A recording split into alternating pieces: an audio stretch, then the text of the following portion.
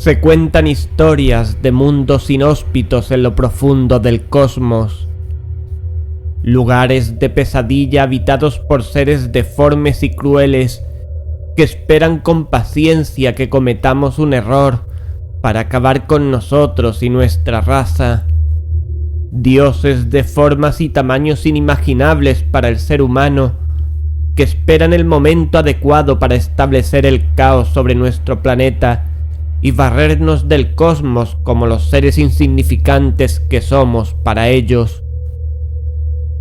He escuchado a lo largo de mi vida muchas de estas historias y ahora quiero compartirlas con vosotros para que seáis conscientes del mal que nos acecha continuamente en cualquier lugar. Son los horrores que nos amenazan y torturan desde el inmenso y desconocido cosmos, más allá de los eones. Pero la angustia y el miedo no siempre nos acechan lejos en el espacio.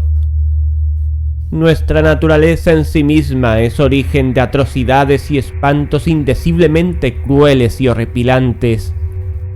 El amor, la venganza, la envidia, el egoísmo, la locura, sentimientos puramente humanos que nos hacen cometer actos crueles, actos desesperados, actos sangrientos, actos malvados.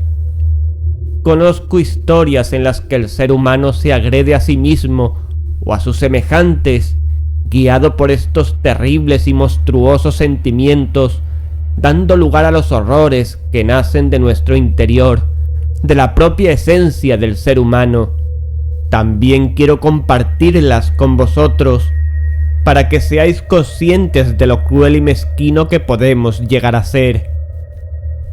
Vivimos en un mundo de horror global, en el que constantemente nos amenazan terribles y espantosas fuerzas provenientes del cosmos desconocido o la propia naturaleza del ser humano. Si os atrevéis a escuchar las historias que os contaré, al menos sabréis a qué enfrentaros o cómo hacerlo. Veo que estáis dispuestos y eso me alegra mucho, porque no hay bien más preciado en este mundo que el conocimiento. Ha llegado el momento que tanto deseamos. La oscuridad absoluta nos rodea. El silencio, un escalofrío de origen desconocido, os recorre la espalda sin saber por qué. En este preciso momento se acercan. Son ellas. ¡Rápido! Coged la caja de cerillas que tenéis a vuestro lado. ¡Encendedla! ¿Las veis? ¿Las sentís? Sí. Son las historias que viviremos juntos, a la luz de una vela.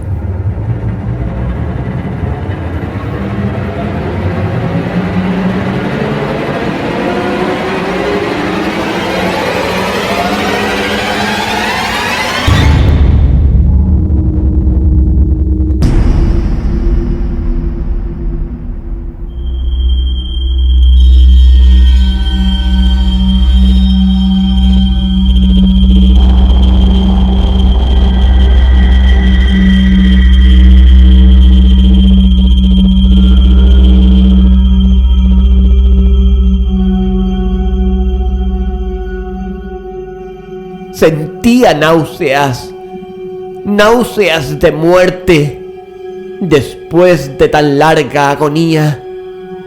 Y cuando por fin me desataron y me permitieron sentarme, comprendí que mis sentidos me abandonaban.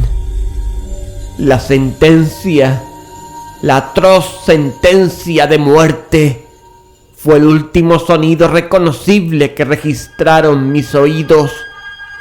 Después, el murmullo de las voces de los inquisidores pareció fundirse en un soñoliento zumbido indeterminado que trajo a mi mente la idea de revolución, tal vez porque imaginativamente lo confundía con el ronroneo de una rueda de molino. Esto duró muy poco, pues de pronto cesé de oír, pero al mismo tiempo pude ver, aunque con qué terrible exageración. Vi los labios de los jueces togados de negro. Me parecieron blancos, más blancos que la hoja sobre la cual trazo estas palabras, y finos hasta lo grotesco, finos por la intensidad de su expresión de firmeza, de inmutable resolución y absoluto desprecio hacia la tortura humana. Vi que los decretos de lo que para mí era el destino brotaban todavía de aquellos labios. Los vi torcerse mientras pronunciaban una frase letal. Los vi formar las sílabas de mi nombre y me estremecí porque ningún sonido llegaba hasta mí. Y en aquellos momentos de horror delirante vi también oscilar imperceptible y suavemente las negras colgaduras que ocultaban los muros de la estancia. Entonces mi visión recayó en las 7 altas bujías de la mesa. Al principio me parecieron símbolos de caridad, como blancos y esbeltos ángeles que me salvarían. Pero entonces, bruscamente, una espantosa náusea invadió mi espíritu y sentí que todas mis fibras se estremecían, como si hubiera tocado los hilos de una batería galvánica, mientras las formas angélicas se convertían en güeros espectros de cabezas llameantes, y comprendí que ninguna ayuda me vendría de ellos. Como una profunda nota musical, penetró en mi fantasía la noción de que la tumba debía ser el lugar del más dulce descanso. El pensamiento vino poco a poco y sigiloso, de modo que pasó un tiempo antes de poder apreciarlo plenamente. Pero en el momento en que mi espíritu llegaba por fin a abrigarlo, las figuras de los jueces se desvanecieron como por arte de magia. Las altas bujías se hundieron en la nada, mientras sus llamas desaparecían, y me envolvió la más negra de las tinieblas. Todas mis sensaciones fueron tragadas por el torbellino de una caída en profundidad, como la del alma en el Hades. Y luego el universo no fue más que silencio, calma y noche.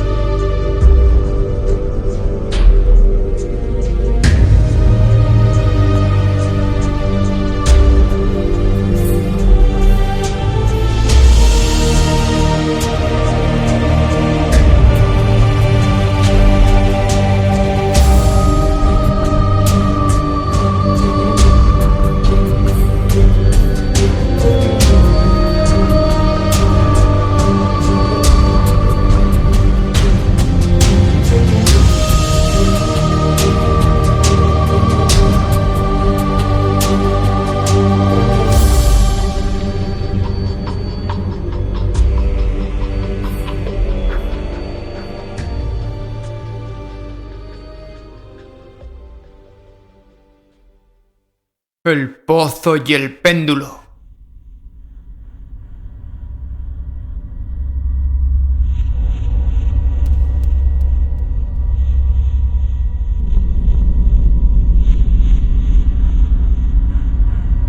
Me había desmayado, pero no puedo afirmar que hubiera perdido completamente la conciencia. No trataré de definir lo que me quedaba de ella, y menos describirla, pero no la había perdido por completo. En el más profundo sopor, en el delirio, en el desmayo, hasta la muerte, hasta la misma tumba, no todo se pierde. O bien no existe la inmortalidad para el hombre, cuando surgimos del más profundo de los sopores, rompemos la tela sutil de algún sueño. Y sin embargo, un poco más tarde, tan frágil puede haber sido aquella tela, no nos acordamos de haber soñado. Cuando volvemos a la vida después de un desmayo, pasamos por dos momentos. Primero, el del sentimiento de la existencia mental o espiritual. Segundo, el de la existencia física. Es probable que si al llegar al segundo momento pudiéramos recordar las impresiones del primero, estas contendrían multitud de recuerdos del abismo que se abre más atrás. Y ese abismo, ¿qué es? ¿Cómo por lo menos distinguir sus sombras de la tumba?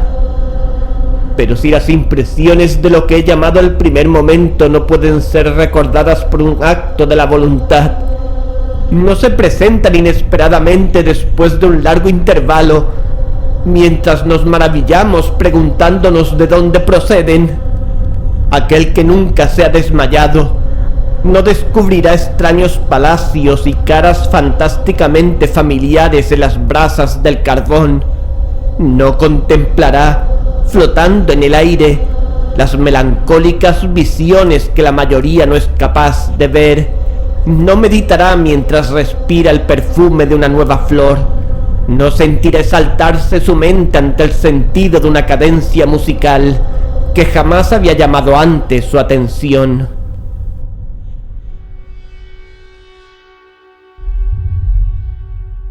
Entre frecuentes y reflexivos esfuerzos para recordar, entre acendradas luchas para apresar algún vestigio de ese estado de aparente aniquilación en el cual se había hundido mi alma, ha habido momentos en que he vislumbrado el triunfo, brevísimos periodos en que pude evocar recuerdos que a la luz de mi lucidez posterior solo podían referirse a aquel momento de aparente inconsciencia. Esas sombras de recuerdo me muestran, borrosamente, altas siluetas que me alzaron y me llevaron en silencio, descendiendo, siempre descendiendo, hasta que un horrible mareo me oprimió a la sola idea de lo interminable de ese descenso. También evocan el vago horror que sentía mi corazón, precisamente a causa de la monstruosa calma que me invadía. Viene luego una sensación de súbita inmovilidad que invade todas las cosas, como si aquellos que me llevaban, atroz cortejo, hubieran superado en su descenso los límites de lo ilimitado y descansaran de la fatiga de su tarea. Después de esto viene a la mente como un desabrimiento y humedad, y luego todo es locura, la locura de un recuerdo que se afana entre cosas prohibidas. Súbitamente el movimiento y el sonido ganaron otra vez mi espíritu, el tumultuoso movimiento de mi corazón, y en mis oídos el sonido de su latir. Sucedió una pausa en la que todo era confuso. Otra vez sonido, movimiento y tacto, una sensación de hormigueo en todo mi cuerpo, y luego la mera conciencia de existir sin pensamiento, algo que duró largo tiempo. De pronto, bruscamente, el pensamiento, un espanto estremecedor y el esfuerzo más intenso por comprender mi verdadera situación. A esto sucedió un profundo deseo de recaer en la insensibilidad, otra vez un violento revivir del espíritu y un esfuerzo por moverme hasta conseguirlo. Y entonces el recuerdo vivido del proceso, los jueces, las colgaduras negras, la sentencia, la náusea, el desmayo y total olvido de lo que siguió, de todo lo que tiempos posteriores y un obstinado esfuerzo me han permitido vagamente recordar.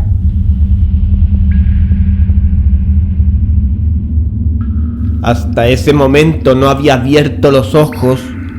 Sentí que yacía de espaldas y que no estaba atado.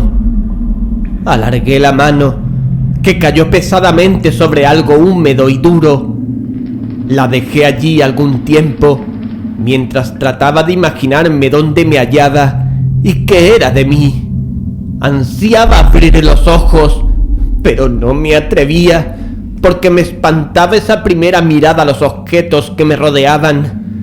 No es que temiera contemplar cosas horribles, pero me horrorizaba la posibilidad de que no hubiese nada que ver. Por fin, lleno de atroz angustia mi corazón, abrí de golpe los ojos y mis peores suposiciones se confirmaron. Me rodeaba la tiniebla de una noche eterna. Luché por respirar. Lo intenso de aquella oscuridad parecía oprimirme y sofocarme. La atmósfera era de una intolerable pesadez.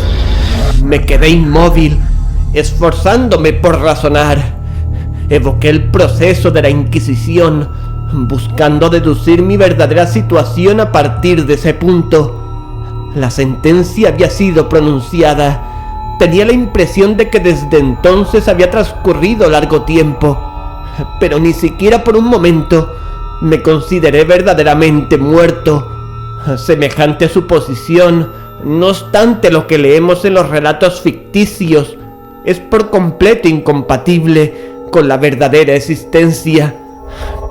Pero, ¿dónde y en qué situación me encontraba?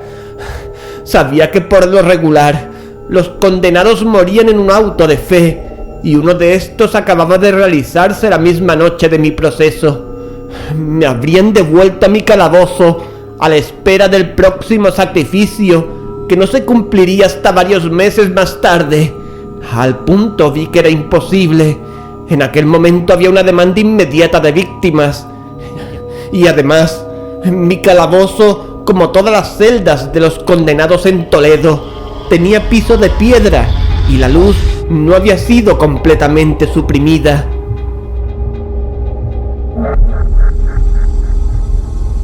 Una horrible idea hizo que la sangre se agolpara a torrentes en mi corazón y por un breve instante recaí en la insensibilidad. Cuando me repuse, temblando convulsivamente, me levanté y tendí desatinadamente los brazos en todas direcciones. No sentí nada, pero no me atreví a dar un solo paso, por temor de que me lo impidieran las paredes de una tumba. Brotaba el sudor por todos mis poros y tenía la frente empapada de gotas heladas, pero la agonía de la incertidumbre terminó por volverse intolerable, y cautelosamente me volví adelante, con los brazos tendidos, desorbitados los ojos, en el deseo de captar el más débil rayo de luz. Anduve así unos cuantos pasos, pero todo seguía siendo tiniebla y vacío. Respiré con mayor libertad. Por lo menos parecía evidente que mi destino no era el más espantoso de todos.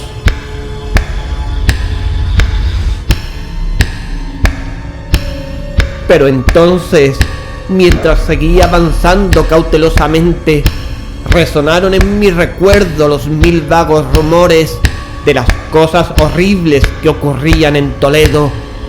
Cosas extrañas se contaban sobre los calabozos, cosas que yo había tomado por invenciones, pero que no por eso eran menos extrañas y demasiado horrorosas para ser repetidas, salvo en voz baja. Me dejarían morir de hambre en este subterráneo mundo de tiniebla, o quizá me aguardaba un destino todavía peor.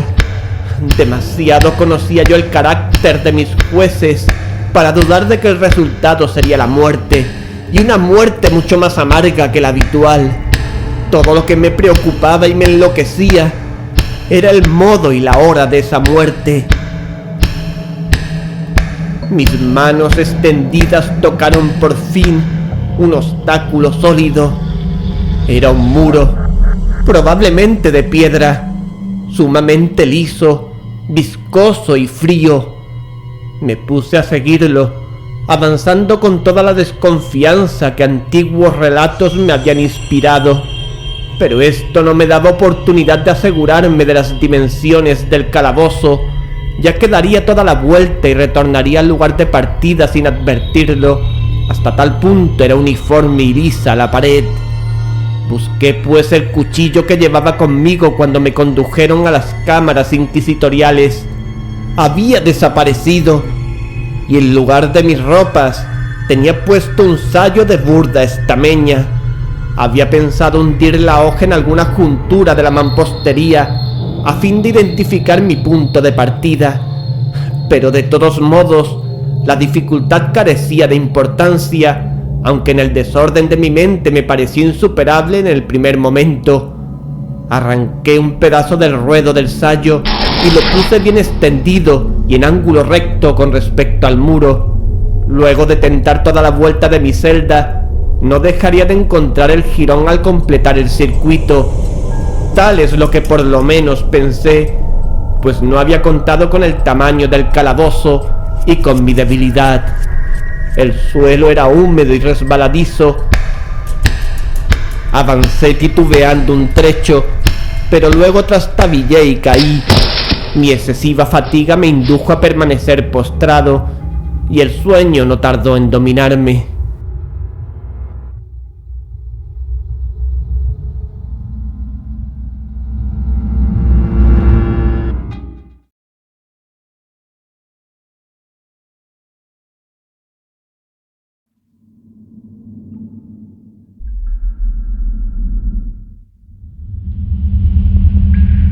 Al despertar y extender un brazo, hallé junto a mí un pan y un cántaro de agua. Estaba demasiado exhausto para reflexionar acerca de esto, pero comí y bebí ávidamente. Poco después reanudé mi vuelta al calabozo y con mucho trabajo llegué por fin al pedazo de estameña. Hasta el momento de caer al suelo había contado 52 pasos y al reanudar mi vuelta otros 48 hasta llegar al trozo de género. Había pues un total de 100 pasos. Contando una yarda por cada 2 pasos, calculé que el calabozo tenía un circuito de 50 yardas. No obstante, había encontrado numerosos ángulos de pared, de modo que no podía hacerme una idea clara de la forma de la cripta, a la que llamo así, pues no podía impedirme pensar que lo era. Poca finalidad y menos esperanza tenían estas investigaciones, pero una vaga curiosidad me impelía a continuarlas. Apartándome de la pared, resolví cruzar el calabozo por uno de sus diámetros. Avancé al principio con suma precaución, pues aunque el piso parecía de un material sólido, era peligrosamente resbaladizo a causa del limo. Cobré ánimo, sin embargo, y terminé caminando con firmeza, esforzándome por seguir una línea todo lo recta posible. Había avanzado 10 o 12 pasos en esta forma, cuando el ruedo desgarrado del sayo se me enredó en las piernas. Trastabillando caí violentamente de bruces. En la confusión que siguió a la caída, no reparé en un sorprendente detalle que pocos segundos más tarde, y cuando aún yacía boca abajo, reclamó mi atención. Helo aquí. Tenía el mentón apoyado en el piso del calabozo, pero mis labios y la parte superior de mi cara, que aparentemente debían encontrarse a un nivel inferior al de la mandíbula, no se apoyaba en nada. Al mismo tiempo me pareció que bañaba mi frente un vapor viscoso, y el olor característico de los hongos podridos penetró en mis fosas nasales. Tendí un brazo y me estremecí al descubrir que me había desplomado exactamente al borde de un pozo circular, cuya profundidad me era imposible descubrir por el momento.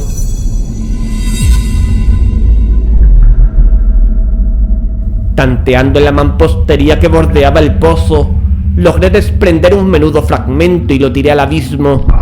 Durante largos segundos escuché cómo repercutía al golpear en su descenso las paredes del pozo.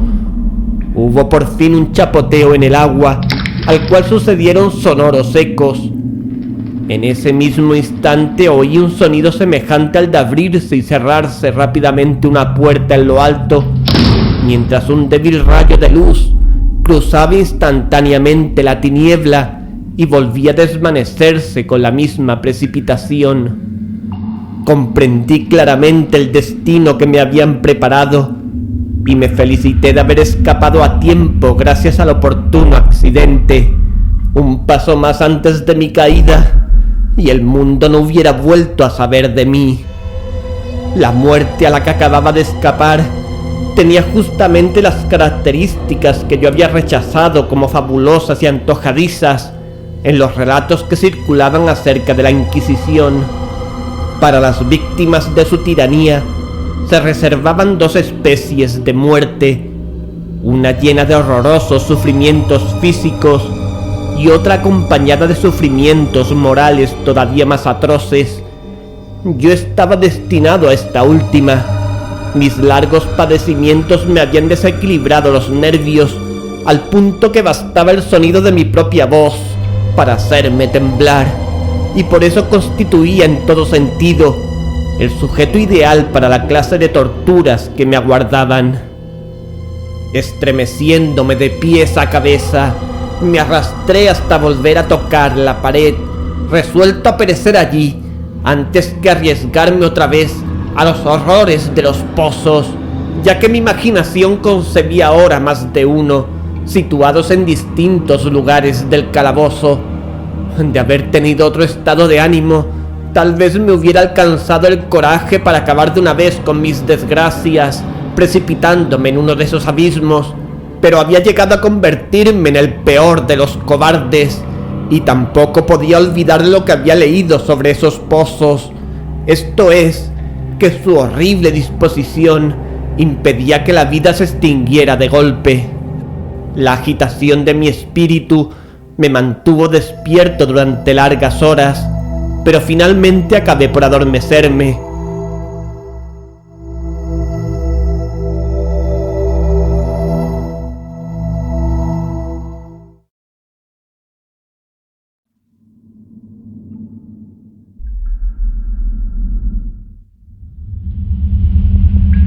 Cuando desperté, otra vez había a mi lado un pan y un cántaro de agua.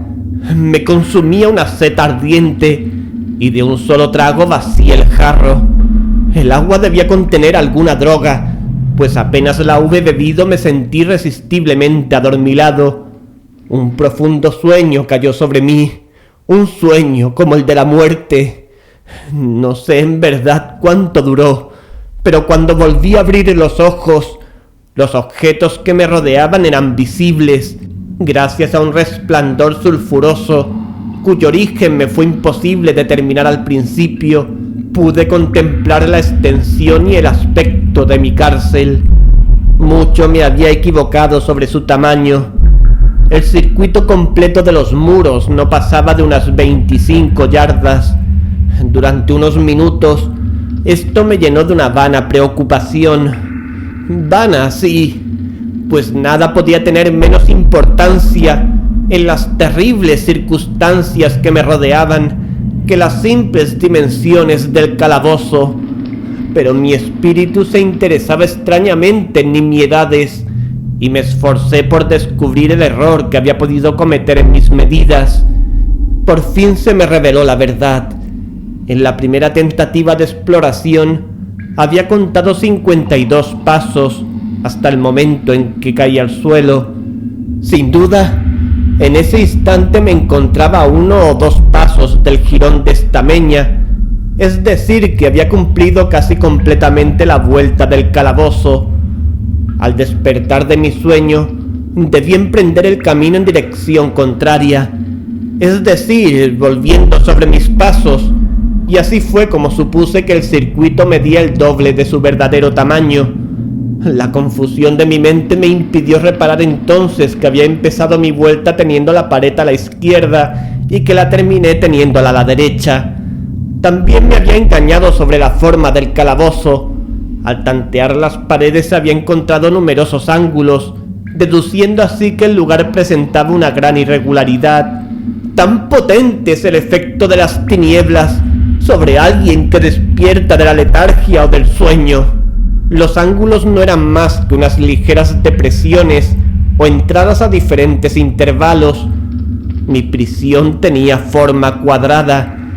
Lo que había tomado por mampostería resultaba ser hierro o algún otro metal, cuyas enormes planchas, al unirse y soldarse, ocasionaban las depresiones. La entera superficie de esta celda metálica aparecía toscamente pintarrajeada con todas las horrendas y repugnantes imágenes que la sepulcral superstición de los monjes había sido capaz de concebir. Las figuras de demonios amenazantes, de esqueletos y otras imágenes todavía más terribles recubrían y desfiguraban los muros. Reparé en que las siluetas de aquellas monstruosidades estaban bien delineadas, pero que los colores parecían borrosos y vagos, como si la humedad de la atmósfera los hubiese afectado. Noté asimismo que el suelo era de piedra. En el centro se abría el pozo circular, de cuyas fauces, abiertas como si bostezara, acababa de escapar, pero no había ningún otro en el calabozo. Vi todo esto sin mucho detalle y con gran trabajo, pues mi situación había cambiado grandemente en el curso de mi sopor. Yacía ahora de espaldas, completamente estirado, sobre una especie de bastidor de madera. Estaba firmemente amarrado por una larga banda que parecía un cíngulo. Pasaba, dando muchas vueltas por mis miembros y mi cuerpo, dejándome solamente en libertad la cabeza y el brazo derecho, que con gran trabajo podía extender hasta los alimentos, colocados en un plato de barro a mi alcance. Para mayor espanto, vi que se habían llevado el cántaro de agua, y digo espanto porque la más intolerable sed me consumía. Por lo visto, la intención de mis torturadores era estimular esa sed, pues la comida del plato consistía en carne sumamente condimentada. Mirando hacia arriba observé el techo de mi prisión. Tendría unos 30 o 40 pies de alto y su construcción se asemejaba a la de los muros. En uno de sus paneles aparecía una extraña figura que se apoderó por completo de mi atención. La pintura representaba el tiempo, tal como se lo suele figurar, salvo que en vez de guadaña tenía lo que me pareció la pintura de un pesado péndulo, semejante a los que vemos en los relojes antiguos. Algo, sin embargo, en la apariencia de aquella imagen me movió a observarla con más detalle.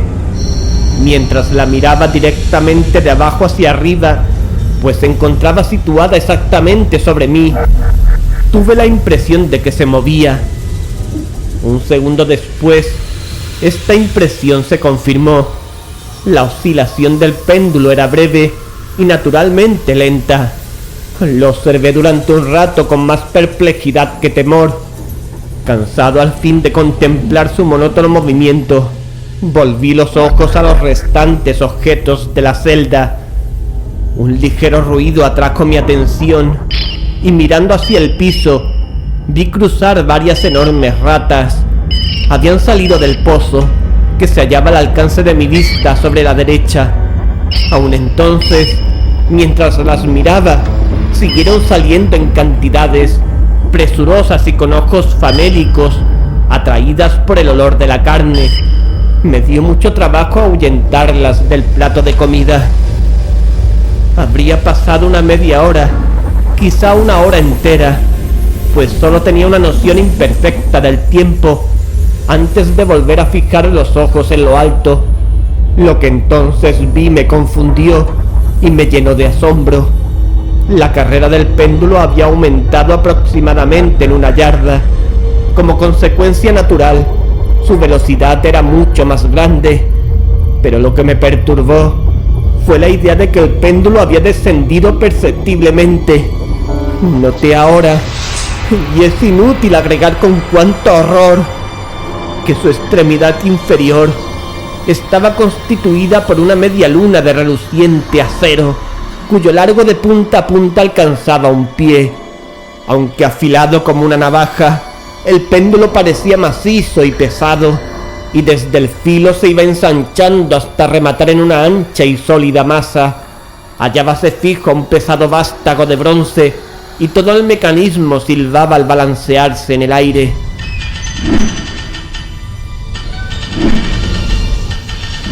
Ya no me era posible dudar del destino que me había preparado el ingenio de los monjes para la tortura.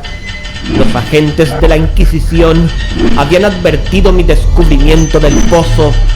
El pozo, sí, cuyos horrores estaban destinados a un recusante tan obstinado como yo.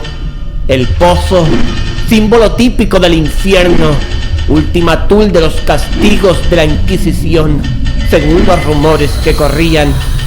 Por el más casual de los accidentes, había evitado caer en el pozo, y bien sabía que la sorpresa, la brusca precipitación en los tormentos, constituían una parte importante de las grotescas muertes que tenían lugar en aquellos calabozos. No habiendo caído en el pozo, el demoníaco plan de mis verdugos no contaba con precipitarme por la fuerza, y por eso, ya que no quedaba otra alternativa, me esperaba ahora un final diferente y más apacible. ¡Más apacible! Casi me sonreí en medio del espanto al pensar en semejante aplicación de la palabra. ¿De qué vale hablar de las largas horas de un horror más que mortal, durante las cuales conté las zumbantes oscilaciones del péndulo, pulgada a pulgada, con un descenso que solo podía apreciarse después de intervalos que parecían siglos? Más y más íbase aproximando. Pasaron días, puede ser que hayan pasado muchos días, antes de que oscilara tan cerca de mí que parecía abanicarme con su acre aliento. El olor del afilado acero penetraba en mis sentidos. Supliqué, fatigando al cielo con mis ruegos, para que el péndulo descendiera más velozmente. Me volví loco, me exasperé e hice todo lo posible por enderezarme y quedar en el camino de la horrible cimitarra. Y después caí en una repentina calma y me mantuve inmóvil, sonriendo a aquella brillante muerte como un niño a un bonito juguete. Siguió otro intervalo de total insensibilidad. Fue breve, pues al resbalar otra vez en la vida, noté que no se había producido ningún descenso perceptible del péndulo. Podía, sin embargo, haber durado mucho, pues bien sabía que aquellos demonios estaban al tanto de mi desmayo y que podían haber detenido el péndulo a su gusto. Al despertarme me sentí inexpresablemente enfermo y débil, como después de una prolongada inanición. Aun en la agonía de aquellas horas, la naturaleza humana ansiaba alimento. Con un penoso esfuerzo alargué el brazo derecho todo lo que lo permitían mis ataduras y me apoderé de una pequeña cantidad que habían dejado las ratas. Cuando me llevaba una porción a los labios, pasó por mi mente un pensamiento apenas esbozado de alegría, de esperanza. ¿Pero qué tenía yo que ver con la esperanza? Era aquel, como digo, un pensamiento apenas formado. Muchos así tiene el hombre que no llegan a completarse jamás. Sentí que era de alegría, de esperanza, pero sentí al mismo tiempo que acababa de extinguirse en plena elaboración. Vanamente luché por alcanzarlo, por recobrarlo. El prolongado sufrimiento había aniquilado casi por completo mis facultades mentales ordinarias. No era más que un imbécil, un idiota.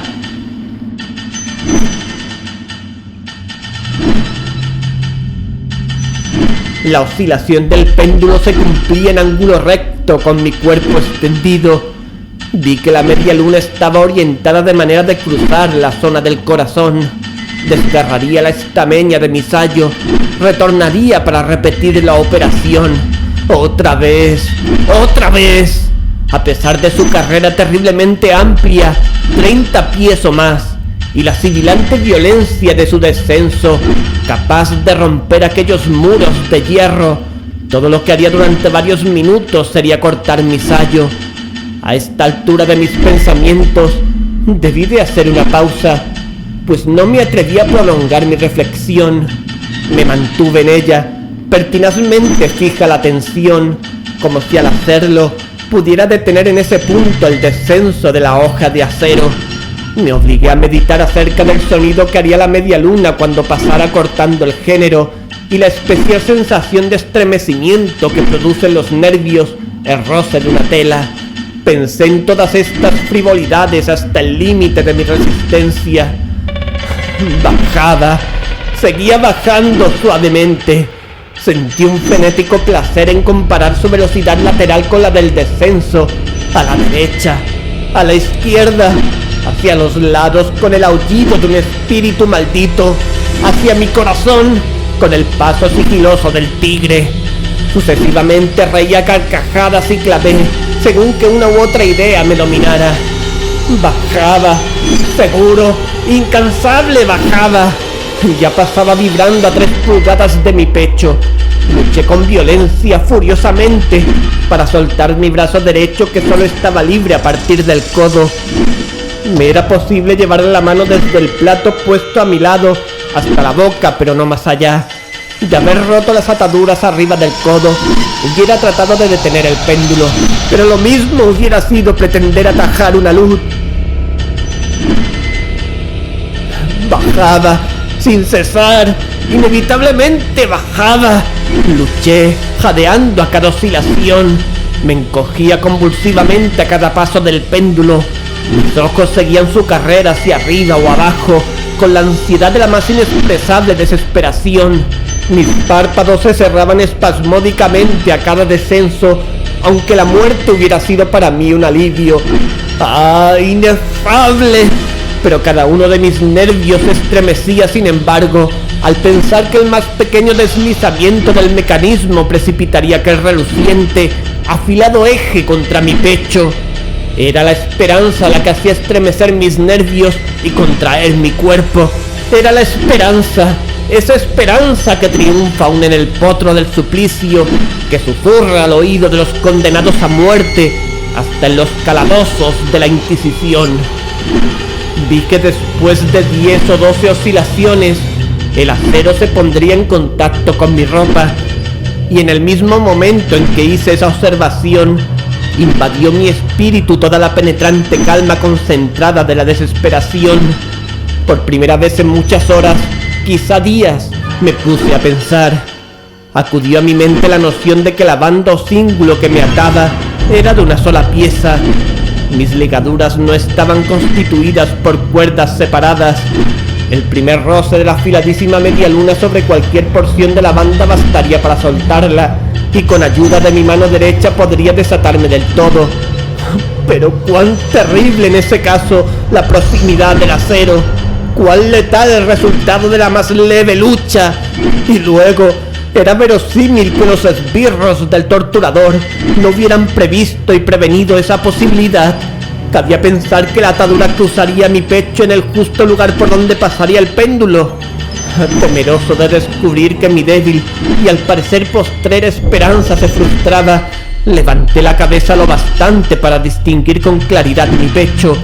El cíngulo envolvía mis miembros y mi cuerpo en todas direcciones, salvo en el lugar por donde pasaría el péndulo.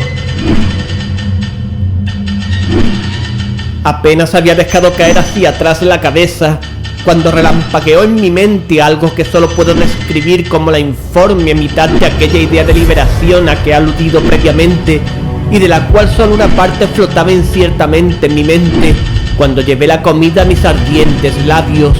Mas ahora el pensamiento completo estaba presente, débil, apenas sensato, apenas definido, pero entero. Inmediatamente, con la nerviosa energía de la desesperación, procedí a ejecutarlo.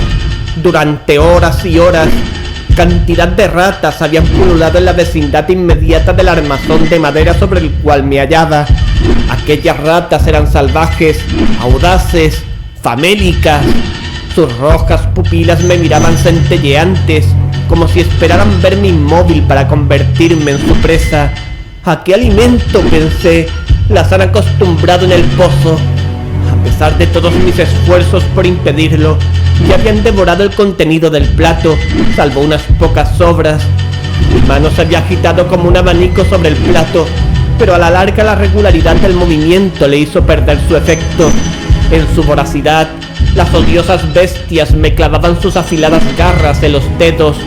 Tomando los fragmentos de la aceitosa y especiada carne que quedaba en el plato, froté con ellos mis ataduras, allí donde era posible alcanzarlas, y después, apartando mi mano del suelo, permanecí completamente inmóvil, conteniendo el aliento. Los hambrientos animales se sintieron primeramente aterrados y sorprendidos por el cambio, la cesación de movimiento.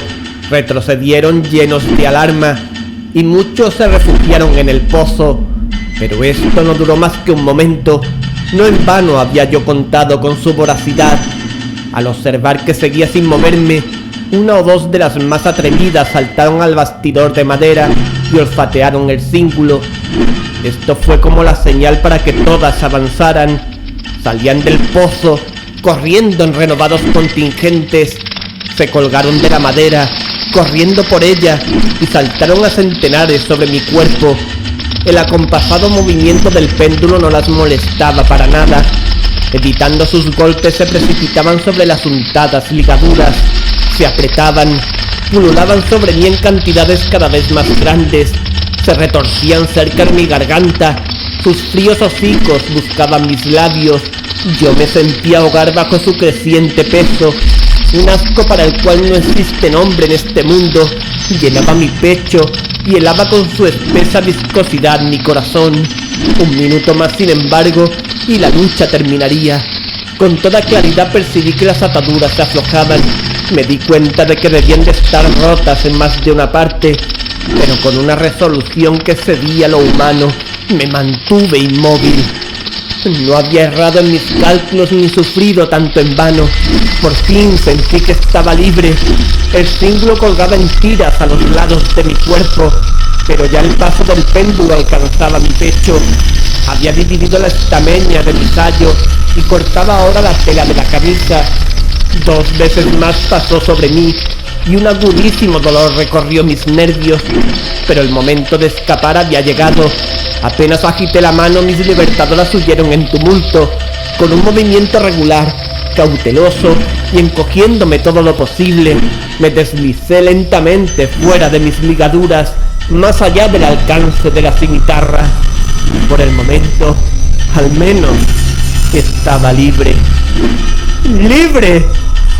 Y en las garras de la Inquisición.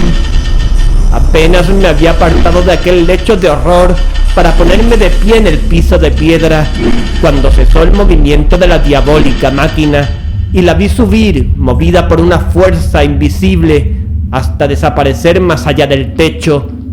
Aquello fue una lección que debí tomar desesperadamente a pecho. Indudablemente espiaban cada uno de mis movimientos. ¡Libre! Apenas si había escapado de la muerte bajo la forma de una tortura, para ser entregado a otra que sería peor aún que la misma muerte. Pensando en eso, paseé nerviosamente los ojos por las barreras de hierro que me encerraban. Algo insólito, un cambio que al principio no me fue posible apreciar claramente, se había producido en el calabozo.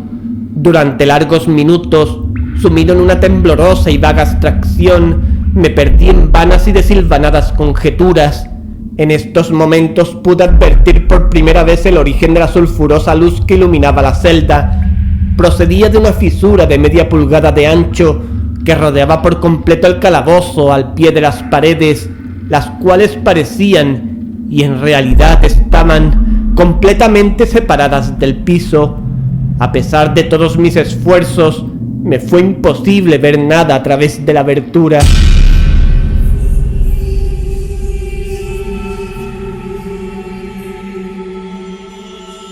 Al ponerme otra vez de pie, comprendí de pronto el misterio del cambio que había advertido en la celda. Ya he dicho que si bien las siluetas de las imágenes pintadas en los muros eran suficientemente claras, los colores parecían borrosos e indefinidos, pero ahora esos colores habían tomado un brillo intenso y sorprendente que crecía más y más, y daba a aquellas espectrales y diabólicas imágenes un aspecto que hubiera quebrantado nervios más resistentes que los míos. Ojos demoníacos de una salvaje y aterradora vida Me contemplaban fijamente desde 1000 direcciones, donde ninguno había sido antes visible, y brillaban con el cárdeno resplandor de un fuego que mi imaginación no alcanzaba a concebir como irreal. ¡Irreal! Al respirar llegó a mis narices el olor característico del vapor que surgía del hierro recalentado. Aquel olor sofocante invadía más y más la celda. Los sangrientos horrores representados en las paredes empezaron a ponerse rojos. Yo jadeaba, tratando de respirar. Ya no me cabía duda sobre la intención de mis torturadores. ¡Ah, los más implacables! ¡Los más demoníacos entre los hombres! Corrí hacia el centro de la celda, alejándome del metal ardiente. Al encarar en mi pensamiento la horrible destrucción que me aguardaba, la idea de la frescura del pozo invadió mi alma como un bálsamo. Corrí hasta su borde mortal. Esforzándome miré hacia abajo. El resplandor del ardiente techo iluminaba sus más recónditos huecos. Y sin embargo, durante un horrible instante, mi espíritu se negó a comprender el sentido de lo que veía. Pero al fin, ese sentido se abrió paso, avanzó poco a poco hasta mi alma, hasta arder y consumirse en mi estremecida razón. ¡Oh, poder expresarlo! ¡Oh, espanto! Todo menos eso. ¡Ah! Con un alarido salté hacia atrás y hundí mi cara en las manos, sollozando amargamente. El calor crecía rápidamente y una vez más miré a lo alto, temblando como en un ataque de calentura. Un segundo cambio acababa de producirse en la celda, y esta vez el cambio tenía que ver con la forma. Al igual que antes, fue inútil que me esforzara por apreciar o entender inmediatamente lo que estaba ocurriendo, pero mis dudas no duraron mucho. La venganza de la Inquisición se aceleraba después de mi doble escapatoria, y ya no había más pérdida de tiempo por parte del Rey de los Espantos. Hasta entonces mi celda había sido cuadrada. De pronto vi que 2 de sus ángulos de hierro se habían vuelto agudos y los otros 2 por consiguiente obtusos. La horrible diferencia se acentuaba rápidamente, con un resonar profundo y quejumbroso. En un instante el calabozo cambió su forma por la de un rombo, pero el cambio no se detuvo allí, y yo no esperaba ni deseaba que se detuviera. Podría haber pegado mi pecho a las rojas paredes, como si fueran vestiduras de eterna paz. ¡La muerte!, clamé. ¡Cualquier muerte menos la del pozo! ¡Insensato! ¿Acaso no era evidente que aquellos hierros al rojo tenían por objeto precipitarme en el pozo? ¿Podría acaso resistir su fuego? Y si lo resistiera, ¿cómo ponerme a su presión? El rombo se iba achatando más y más, con una rapidez que no me dejaba tiempo para mirar. Su centro, y por tanto su diámetro mayor, llegaba ya sobre el abierto abismo. Me eché hacia atrás, pero las movientes paredes me obligaban irresistiblemente a avanzar. Por fin no hubo ya en el piso del calabozo ni una pulgada de asidero para mi chamuscado y convulso cuerpo. Cesé de luchar, pero la agonía de mi alma se expresó en un agudo, prolongado alarido final de desesperación. Sentí que me tambaleaba al borde del pozo. Desvié la mirada.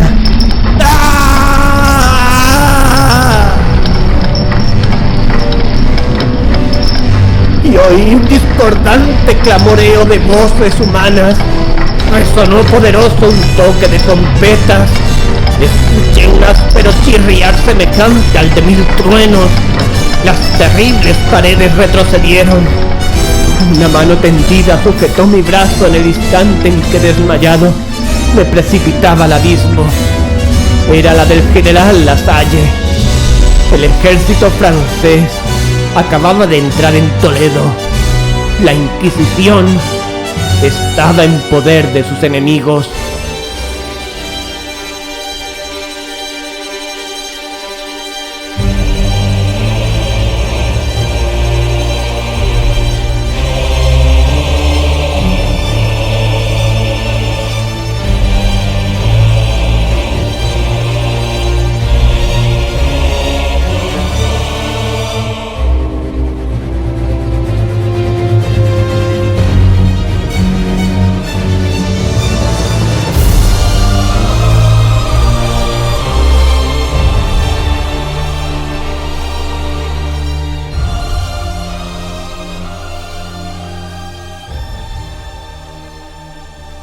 En el pozo y el péndulo, por Edgar Allan Poe. Antonio Reverte Lucena como narrador. Montaje y masterización, Antonio Reverte Lucena. Esta ha sido una producción realizada por Antonio Reverte Lucena para el programa A la luz de una vela. Antonio Reverte Lucena, 2014.